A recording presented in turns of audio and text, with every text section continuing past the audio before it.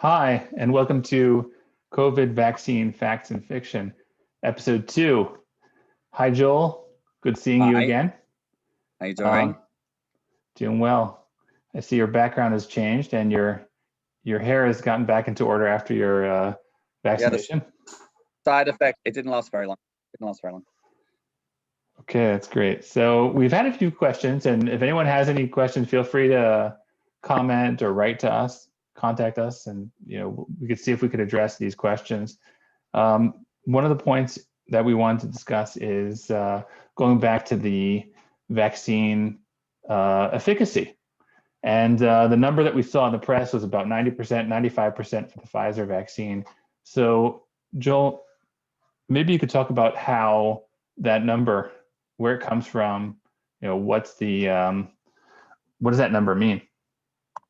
Right, so I was talking about it in the first session, and then I stopped because I didn't have the numbers in front of me, and I didn't want to make a mistake and talk rubbish. So when we're talking about the efficacy of either the Pfizer or the Moderna vaccine, this is the graph that was presented to the FDA and is now the official version of efficacy. What we're looking at is cumulative incidence. So the number of patients that got COVID, or the number of people that got COVID over time. So on the x-axis, you've got time. On the y-axis, you've got increasing number of infections or people that were infected. And this is the primary endpoint of the study. This is how they measured if the molecule or the vaccine worked. And you can see the blue line is the vaccine, the red line is the placebo. In the placebo group, the number of infections over time increase. And in the blue vaccine group, this is the Pfizer vaccine, the number of infections are very, very low. And so we're talking about like about 40,000 people, and they're randomly selected into two different groups. So the groups are very, very similar to each other in terms of age, in terms of occupation, what the people are doing, how they may be going out and being in contact with people. And we see a big difference in amount of sickness in the placebo group. You see it going up as time goes along after dose one, whereas in and that's the red, and the blue group, you just see the line sort of flat, going up a little bit. So there were people that were infected, at least at the very beginning. You see a number of people infected. And then it stays pretty much flat, showing that not many more people were infected as time went along, right? Correct. And just to remind everyone, the arrows are not here in this graph. The Pfizer vaccine, you get the first injection and a second injection on day 21, which is over here. The Moderna graph, which I'll show you in a minute, is the second injection on day 28. Now, how do they calculate what it means efficacy? If we just go to this table, which is taken directly from the FDA reports, the link is here for anyone who wants to go and look at it. What you're looking at is, first of all, you can see in the placebo versus the Pfizer vaccine group, there were 21,600 or so people randomly assigned to either placebo or to vaccine. And as you said, similar ages, similar body weights, males, females, similar distribution of age, etc. Now, how do you measure it? You measure by the number of cases of infection. All of the people that started the clinical study were not positive for COVID-19 before they started. They got the vaccine, and then over time, people get infected because that's what happens. Now, if you have a look at the total numbers for the entire graph, the red versus the blue, there were 50 people out of 21,000 that got COVID in the vaccine group, and there were 275 people that got it in the placebo group if you're looking only after dose one. And then as you break it down from dose 1 to dose 2, or after 7 days after dose 2, this is the number that everyone talks about, 95% protection. How do you calculate 95% protection? It's essentially 9 divided by 172 will give you a number. You take that away from 1 and multiply by 100. The other way of doing that is to do 172 minus 9 divided by 172, and you'll get 94.8. That is true also for the other number that people are throwing out, 52% protection after single injection. What is that based on? You can see the numbers here. They counted after the first injection, before the second injection, how many people got COVID in the vaccine group versus the placebo group. So it's 39 versus 80. So if you do 82 minus 39 divided by 82, you'll get to 52.4. What does that mean? We are not saying that you'll have 52.4% of your antibody response. We're talking on the level of a population. We took a large number of people, 21,000. 39 of them got an infection in the vaccine group, 82 got it in the placebo group. So your protection on a population level is around half after a single injection. Give the second injection, it jumps up to 95%. Now, there's been a lot of talk over the last few days in the UK and in other countries where they have huge numbers of infection and they don't have enough vaccines. And public health authorities and doctors have suggested, in order to vaccinate double the population, instead of giving 2 injections, let's give 1 injection because the efficacy is 52%. However, if I go back to this graph, the only data that exists following a single injection is a 3-week period for Pfizer or a 4-week period for Moderna until they got the second injection. There were very, very few people that only got a single injection and then dropped out of the study. So if you base your assumption that you get 50% or 60% or 70% after a single injection, that's for 3 weeks or 4 weeks. And if you take the risk and you say, I'm going to double the number of people and I'll wait until enough vaccines arrive and I'll give the boost, instead of 21 days, I'll give it at 40 days or 45 days, there may be evidence that you've got for 3 weeks or 4 weeks immunity on a population level. But unless you can guarantee that that second dose is going to arrive on time and you can give it within that 40-day period, that seems to be a huge risk. However, I can be critical because I don't have the luxury of being the person that makes the public health policy. I can only look at the data and suggest that the data doesn't support the idea of a single injection. Mm-hmm. I think that's an important point. That explained enough. Yeah, that's an important point. I think it also stresses that the importance of going for your second injection and not feeling that you're totally immune after your first injection. Right. Just to point out, because some people have asked, when you got your first injection in Israel, they gave you an appointment for the second injection. Sometimes for the Pfizer one, it's not on day 21, it's on day 26, or it's on day 27. That's not a problem. Everyone can be relaxed.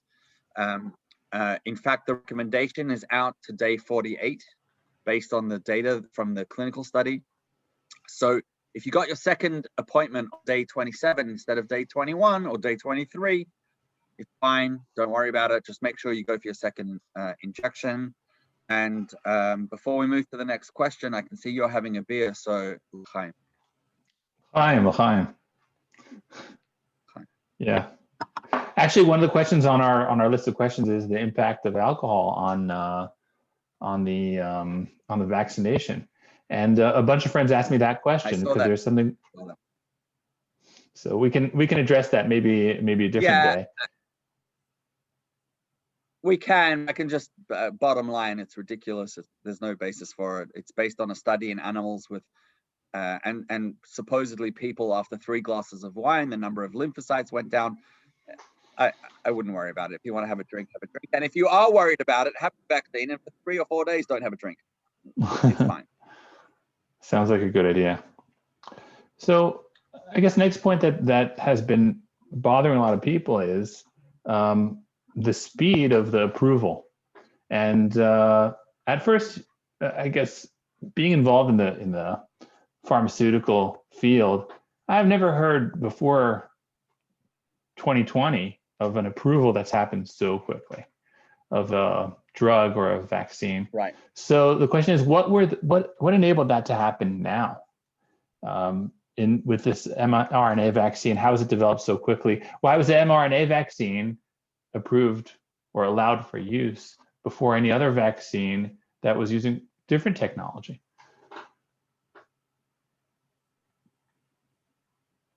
So we need to break it down because there's a lot of different factors here. Let me start with a couple of things. First of all, it's not just the mRNA. In the UK, they've already approved the AstraZeneca vaccine, which is not an mRNA vaccine. That is a vaccine that's based on an adenovirus package that has the spike protein of COVID inside. In Russia, they have a different vaccine that's been approved. That is not an mRNA vaccine. In China, they have a different vaccine that's been approved, or two for that matter, also using either an attenuated version of the virus or a packaging system of another vector, another virus that's got the spike protein. All of them got approval within the same time period. So it's not just the mRNA. That's point number one. Point number two, the technology that has allowed for the development of an mRNA vaccine is not new. It's been around for several years. There have been lots of articles that people can go and read about the scientist in Philadelphia that came up with the technology that allowed for stabilizing the RNA so that it doesn't degrade as quickly. Companies like Moderna have been developing mRNA vaccines for other diseases. And they use all of that biological knowledge to quickly implement that for COVID-19. Why could they do that? The graph that you're all seeing right now shows, and Avraham found this, the cost of sequencing the genetic code, in this case, the human genetic code, the genome, how that cost has gone from an immense figure of $100 million 20 years ago down to $1,000 now. Mm-hmm. So the technology is there for us to be able to sequence the entire genome of a new strain of a bacteria or virus within a matter of days, well, weeks, if not days. And in fact, what's incredible with Moderna, by the way, it's mind-blowing. The sequence of the COVID-19 virus, SARS-CoV-2, was published in late December or early January. 42 days later, Moderna had their vaccine because all they needed was the sequence of that viral spike protein and to put it inside their already existing technology. And so the speed of getting the sequence was very fast. And from the moment the sequence was published until the vaccine was ready was 42 days. That is that miraculous. It's just, if you think about it, it's incredible. So the fact that the platform was all ready, it's just a matter of identifying the virus, finding it, being able to find its genetic code, which now is a lot easier than it was 20 years ago, which is essentially what allows us to do all sorts of genetic testing to find if I'm like part Irish or Japanese or something like that. Or if you have cancer, is there a mutation that we can treat with a particular drug, etc. Mm-hmm. So this sort of explains how the vaccine was developed so quickly after finding out about COVID-19. But the question remains also, how is it approved so quickly? And if it was approved so quickly, did that come at any sort of cost? Were there tests that were skipped? Usually drug approval, people talk about in general around 10 years to approve a drug. Mm-hmm. What's happening here with this vaccine and with other vaccines? Okay. So again, we need to break it down. This is a graph that we have taken, and you can see the link, I believe, in the presentation at the top. This was something that was sponsored by the US government, the NIH and the FDA. It's called the NIH, sorry, and the CDC, Operation Warp Speed. So just for our listeners, NIH, National Institute of Health. Institute of Health, the Ministry of Health in America. Just before we talk about the speed of approval, I want to say something. Vaccine development is not that different from drug development. When we develop drugs, you and me at Teva or at any other company, when we develop an innovative new drug for a disease, for example, for cancer, the numbers have changed over time, but we are talking about 5 to 15 years of drug development. And a successful drug development that can get an approval is going to cost $800 million or close to $1 billion. Vaccines take time to develop. They are similar to drugs. They have to go through the same process of development as a drug does. They have to be studied in animals after their discovery. They have to move from animals to clinical studies. And there are 3 phases of clinical study, phase 1, 2, and 3. And then you go to the FDA or the Ministry of Health in the country that you're in, or the European FDA called the EMA, and you present the data for approval. And along came Operation Warp Speed, and they said, we are living in the middle of a pandemic. There are millions and millions of people around the world that are infected, and there are millions of people that are dying. Hospitals are overrun. The medical systems are overrun. We need to do something fast. And they said, we're going to cut the red tape. We're going to do a step that is normally done, but we are going to do it quicker. How? First of all, this graphic shows the cut in time as the result of shortening processes. Things were run in parallel. Phase 1 started, and very quickly phase 2s and phase 3s happened in parallel. Because there was a huge pandemic, finding volunteers to do the study wasn't difficult. People ran to be part of these studies. Normally it takes time. You have to go and find the patients. You have to screen the patients. You have to sign them off. You have to enroll them. You have to follow them. At the bottom, you can see here that the US government funded at-risk large-scale manufacturing. What does that mean? They said, you know what? We're going to make a bet. Pfizer, Moderna, AstraZeneca, all the other companies, not necessarily AstraZeneca because it's not an American company, we will give them money and we will start manufacturing millions and millions and millions of vials of vaccine without knowing if these vaccines are going to be successful. Because if they are successful, we are going to be ready with millions to go. And the final step is the FDA that reviews the data.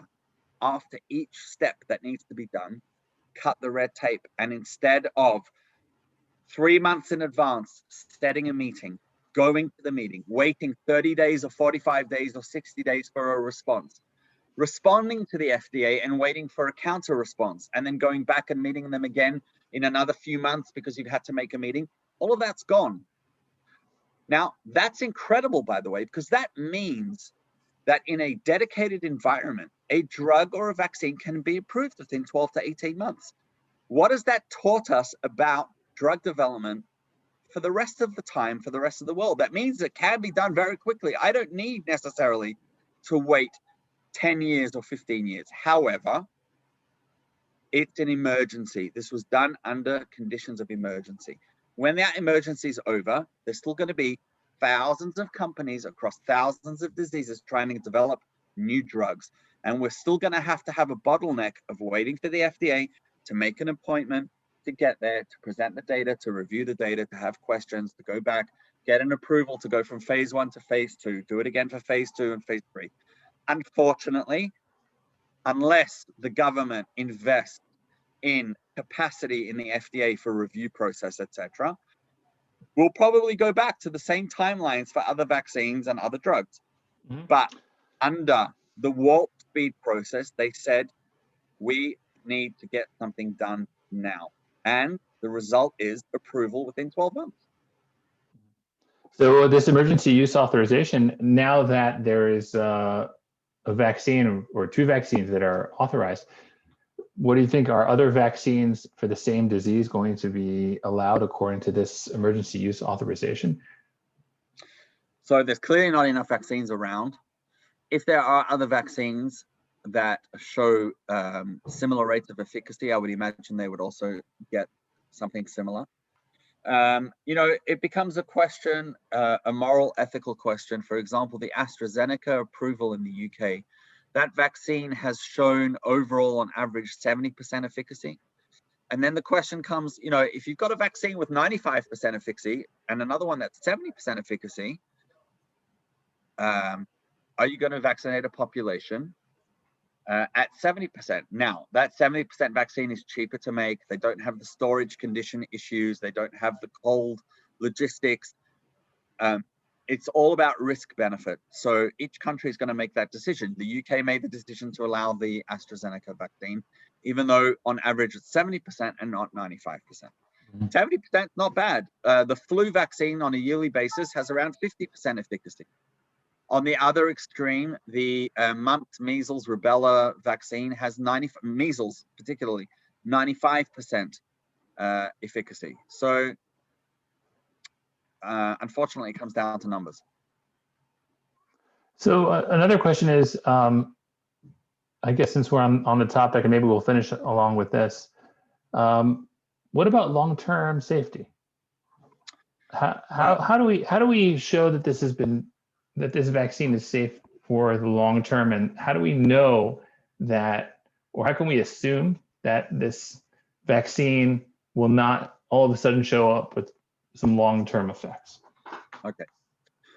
Let me start with this slide. So all drugs and all vaccines have to do experiments in animals before they get approval. You'll hear often people saying these vaccines were rushed. They didn't do the experiments in animals. These are the experiments that Pfizer did. Anyone can go in and see the slides. It's public knowledge. All of the studies that were required were done, and these show that they are safe in the short term. And I'll come to that in a moment. The second thing that I want to say, this is a Pfizer graph, but I'm going to show the same one for Moderna. The clinical studies were for 120 days. You got your first injection on day 1, your second injection on day 21 or day 29. You got followed along all the way through to day 119, where they published their data. Take note that for Moderna and for Pfizer, they are following people out to 2 years, if not longer, in order to study how long do they have antibody responses? Do they have T cell response? Do they have long-term side effects?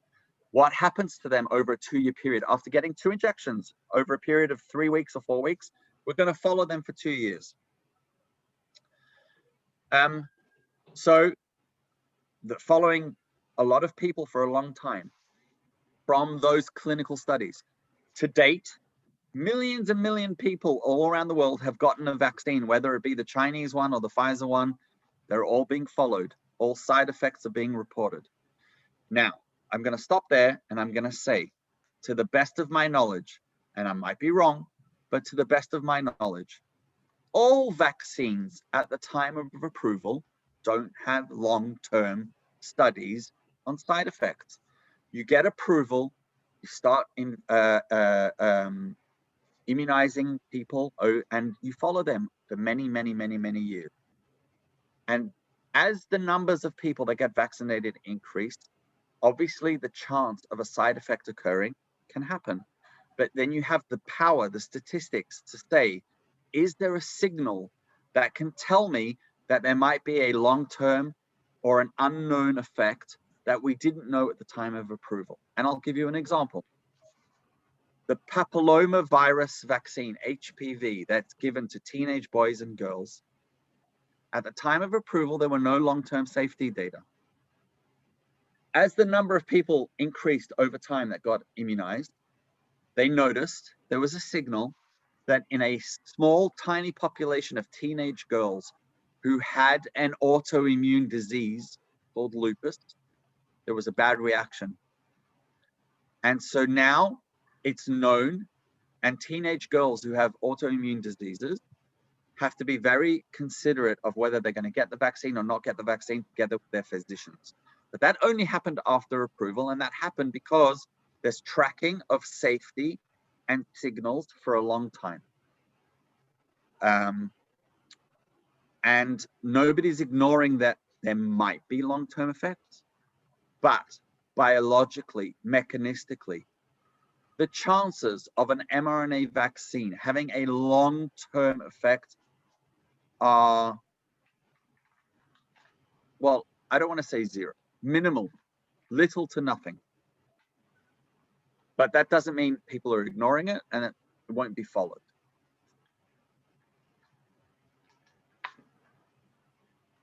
Okay, Joel, thanks a lot for this talk. It's been very informative. We still have a lot more topics to discuss, and looking forward to discussing with you next time. It's been a pleasure as always.